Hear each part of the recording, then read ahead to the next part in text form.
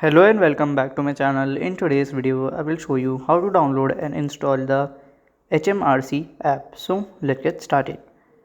So here you have to just open your Google Play Store. If you're Apple user, then open your Apple Store. Okay, just click on here and you have to search here for the HMRC app. Okay, just search it here. Search as HMRC app. Okay, so right here we can see the HMRC. So I will just open it here.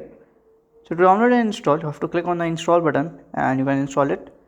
So before installing, you can check here about what is about the app and you can check for the reviews from here. Okay, and if you want to rate the app, you can rate from here also, and if you want to read something, you can go to the app support and contact them and check for it.